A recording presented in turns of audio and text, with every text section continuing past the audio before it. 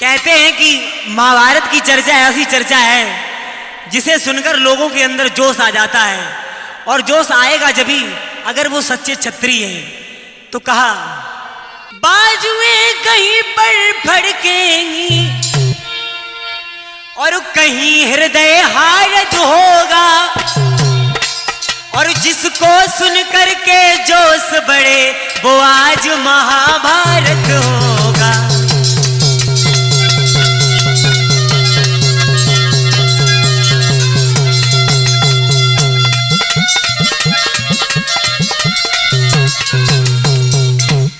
जिक्र उस समय का है जिस समय इंद्रप्रस्थ का निर्माण हो चुका है।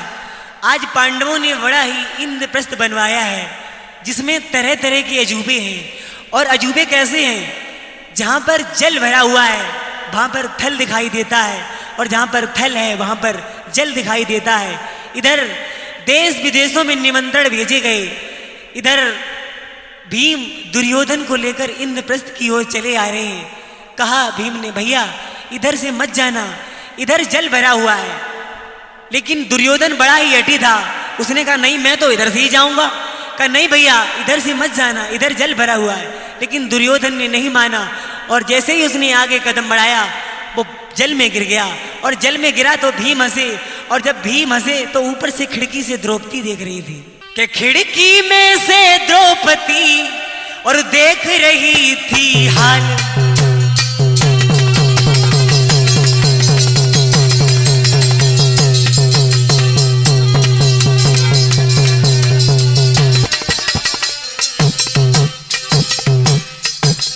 के खिड़की में से द्रौपदी और देख रही थी हाल, और बोली अंधा ही हुआ ये है अंधे का लाल।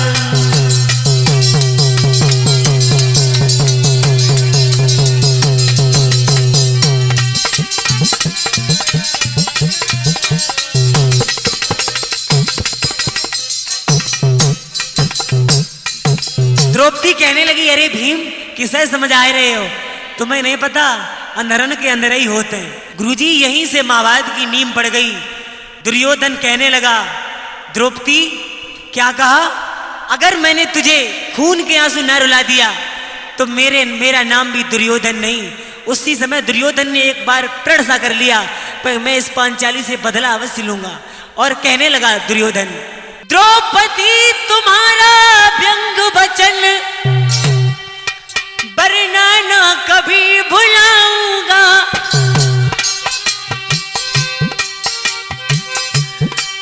सुन लो ये देवी पांचाली, ये हंसना तुम्हें रुलाएगा।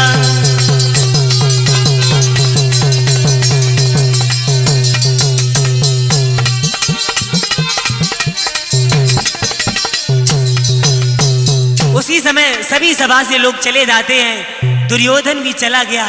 आज दुर्योधन के अंदर एक आग सी धधक रही है, चैन नहीं पड़ रहा है दुर्योधन को। एक प्रतिशोध की आग जल रही है। लेकिन होता क्या है, पहुंच जाता है मामा शकुनी के पास। कहा मामा कुछ भी करो, मुझे उस 5 पतियों वाली से प्रतिशोध चाहिए। शकुनी मामा कहने लगा चिंता किस बात की करते हो, आगे कार्तिक का महीना आने वाला है ना, दीपावली आने वाली है। और जब दीपावली आती है तो दीपावली पर लोग जुआ खेलते हैं, और जुआ भैया बड़ी खराब चीज है। जुआ 3 प्रकार का होता है। एक जुआ वो होता है जो यदि बैल के कंधे पर रख दिया जाए तो ढट्टा पड़ जाता है, और दूसरा जुआ अगर सर में पड़ जाए तो हाथ हैडा आप सही महाराज मां साहब। और तीसरा जुआ वो है अगर लत लग गई कह तो रोड़पति और कह करोड़पति। कहा भांजे ऐसा करो पत्रिका लिखो। पत्रिका को लिखा गया, और जैसे ही धर्मराज के पास में पत्रिका आई, धर्मराज ने उस पत्रिका को पढ़ा। भीम ने मना कर दिया, कहा भैया जुआ खेलना अच्छी बात नहीं है, वहां मत जाओ। लेकिन धर्मराज ने भीम की बात को नहीं माना। इधर मामा शकुनी ने पूरा जाल बिछा रखा है, छल के पासे मंगवाए। उधर धर्मराज अपने भाइयों सहित उस राज्यसभा में उपस्थित हुए, और जब धर्मराज राज्यसभा में उपस्थित हुए तो दुर्योधन ने देखा कि मामा शिकारी आ गया है। कि दुर्योधन ने देखा दुर्योधन ने देखा धर्मराज है आए, तो आसन पर उसने बिठलाया और आंख का इशारा पाते ही मैं छल का पासा मंगवाया।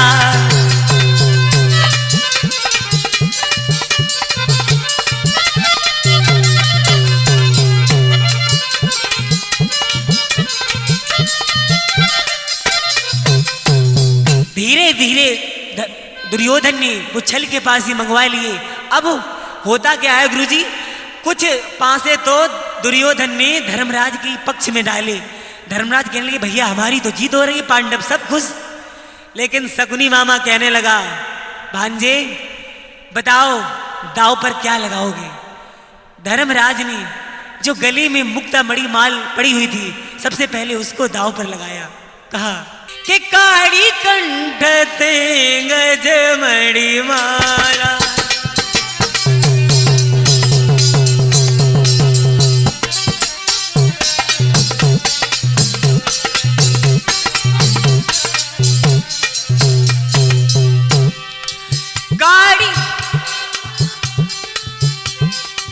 काड़ी कंठ ते गज मणि माला, और सोधर दीन धर्म महपाला, सोधर दीन धर्म महपाला।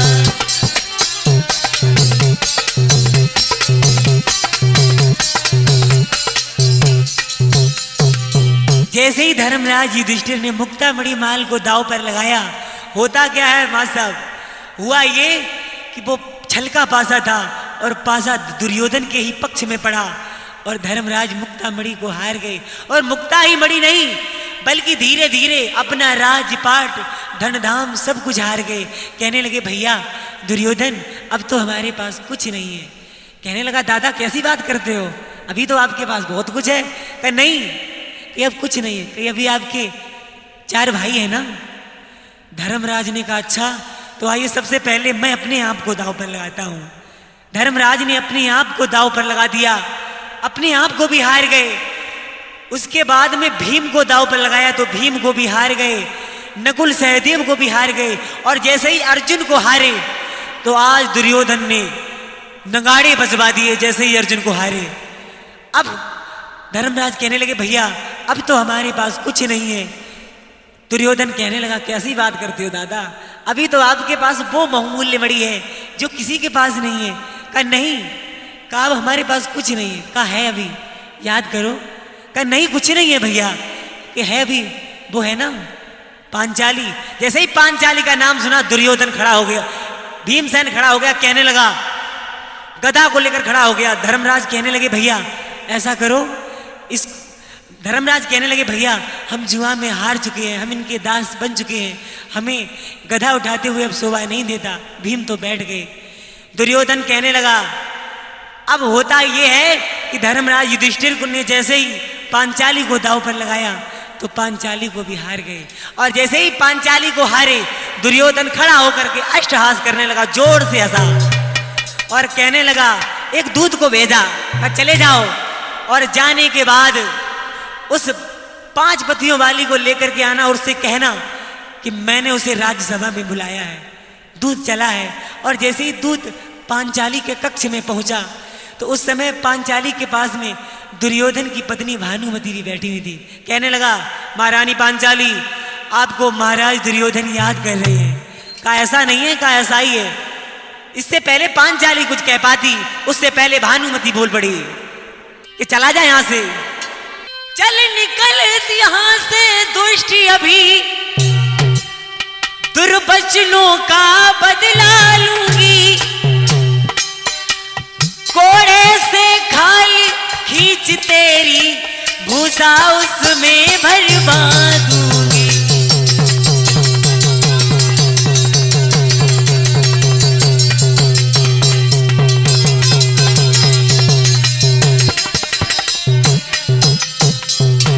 चला जाए यहां से। जैसे ही इतना कहा वो वहां से उठ करके, जैसे ही इतना कहा चला जाए यहां से, वो ठहरा गुप्तचर बेचारा, वो तो चला गया। अब जैसे ही वो तो वापिस हो गया, दुर्योधन कहने लगा कहाँ है पांचाली?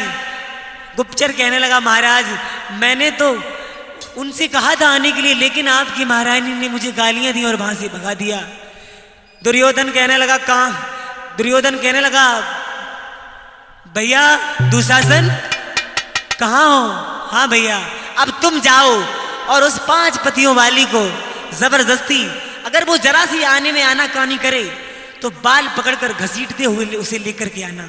आज दुर्योधन ने आदेश दे दिया, आदेश दे दिया दुर्योधन ने करके क्रोध, जाओ मेरे भ्रात लाओ उस पांचाली को,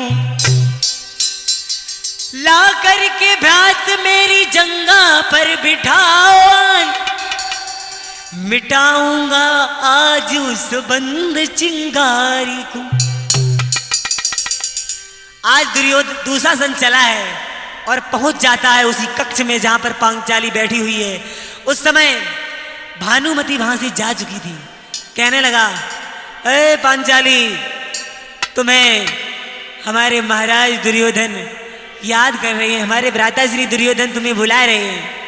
जैसे ही इतनी बात कही आज दुर्योधन, पांचाली कहने लगी तुझे भाभियों से बात करने की भी तमीज नहीं कि भाभियों से कैसे बात करते हैं।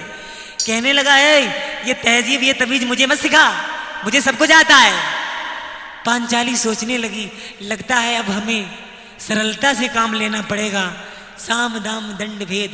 कहने लगी लाला मुझे वहां ले जाकर तुम अपनी हंसी क्यों कराना चाहते हो?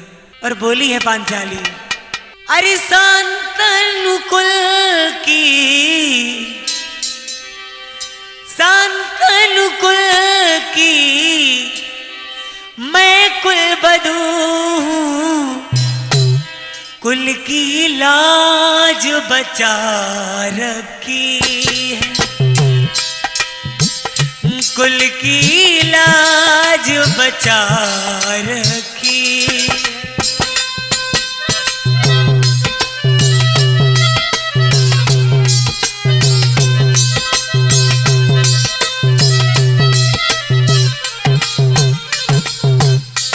कहने लगी पांचाली मुझे वहां क्यों ले जाना चाहते हो? वहां ले जाकर तुम अपनी हंसी क्यों कराना चाहते हो? लाला मुझे वहां लेकर मत जाओ। और बोली है लाला लाला देवर देवर क्यों मुझे वहां ले जाओगे? लाला लाला देवर देवर क्यों मुझे वहां ले जाओगे?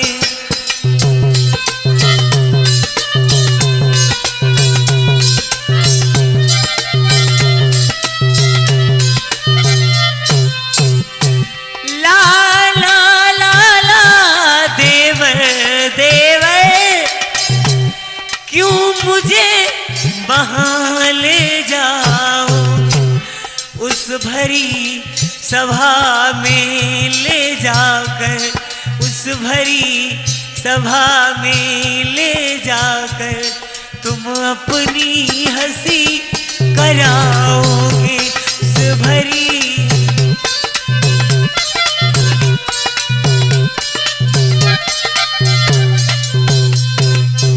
आज दुशासन ने पांचाली की कोई किसी भी बात को नहीं माना और ले जाकर के बालों को पकड़कर घसीटते हुए ले गया। आज द्रौपदी ने एक प्रण सा कर लिया कि अब ये बाल बनेंगे नहीं, अब ये बाल बनेंगे तो उसी दिन बनेंगे जिस दिन मैं दुर्योधन के रक्त से अपने बालों को सींचूंगी। उसी समय दुर्योधन ने ले जाकर के पांचाली को आज राज्यसभा में खड़ा कर दिया। देख रही हैं द्रौपदी मेरे बाबा मेरे दादा बैठे हुए हैं, मेरे ससुर बैठे हुए हैं, मेरे जेठ बैठे हुए हैं। लेकिन जैसे ही दुर्योधन ने देखा कहा द्रौपदी ये लजाना ये शर्माना ये छोड़ दो, ये काम नहीं आएगा। इधर हमारी तरफ देखो। क्या कहा था तुमने? यहां तो सब अंधे हैं, यहां तो किसी को दिखता ही नहीं है। मैं तो अंधा हूं, हमें तो दिखता ही नहीं है। बोला है जब सब अंधे ही अंधे हैं तो अंधा ये अंध दीवाला है। द्रौपदी फेंक दे साड़ी को, या कौन देखने वाला है।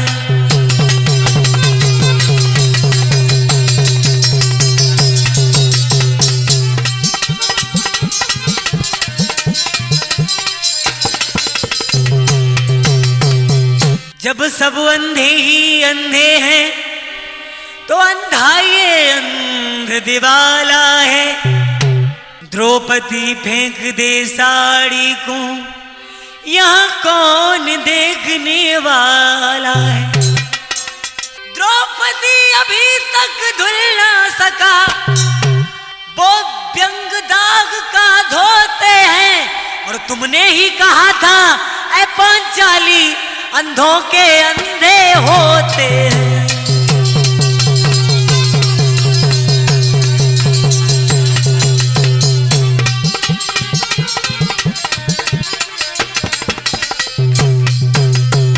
कहने लगा यहाँ किसी को दिखता ही नहीं है, यहाँ तो सब अंधे हैं, इस साड़ी को फेंक दो। द्रौपदी सोचने लगी, यहाँ पर मेरे पति बैठे हुए हैं, यहाँ पर मेरे ससुर बैठे हुए हैं, इनके होते हुए ये नीच छल नहीं कर पाएगा, ये दुष्टता नहीं कर पाएगा। आज द्रौपदी ने सबसे पहले धर्मराज की तरफ देखा कि धर्मराज तो धर्म पर चलने वाले हैं, ये तो हमारी अवश्य ही रक्षा करेंगे। जैसे ही धर्मराज की तरफ देखा, धर्मराज ने नीचे को गर्दन झुका लिया।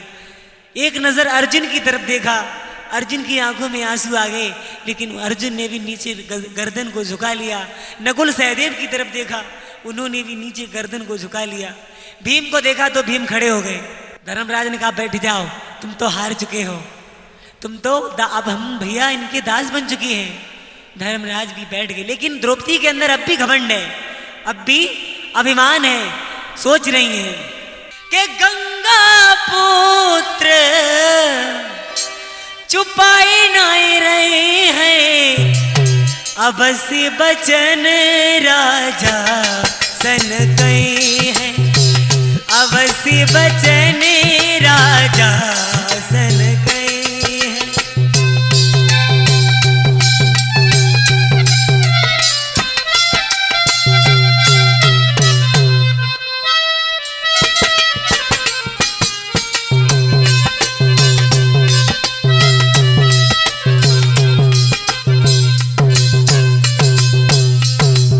जैसे ही द्रौपदी ने आज पितामह भीष्म की तरफ देखा, और द्रौपदी ने पितामह भीष्म से प्रश्नों की झड़ी लगा दी और कहा, हे भीष्म पितामह कुछ बोलो, ये कुलवधू है तुम्हें पुकार रही, और दुर्योधन जो व्यवहार करे, क्या बाबा तुमको लगा सही।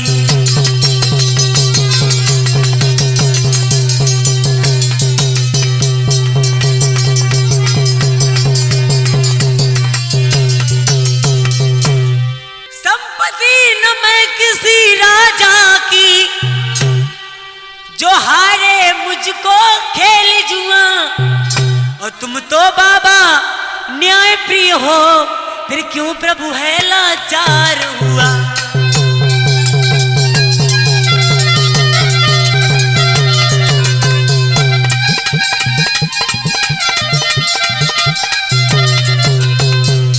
मैंने तो जुआ नहीं खेला चौसर की शाही क्रीड़ा में, मैंने तो जुआ नहीं खेला चौसर की शाही क्रीड़ा में, और जब दोस्त नहीं मेरा कोई तो क्यों हूं इतनी पीड़ा में।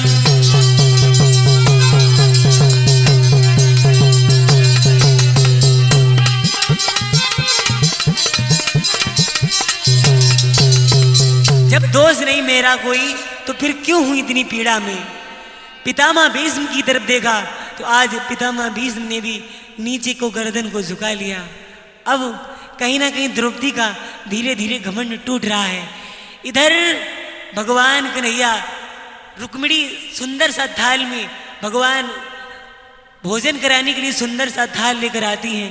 भगवान ने जैसे ही निवाला तोड़ा, आंखों में आंसू आ गए, कहने लगी इधर मेरी बहन बहुत कष्ट में है, लेकिन उसे भौतिक रिश्ते नातों पर विश्वास है, लेकिन वो मुझे बुला नहीं रही है।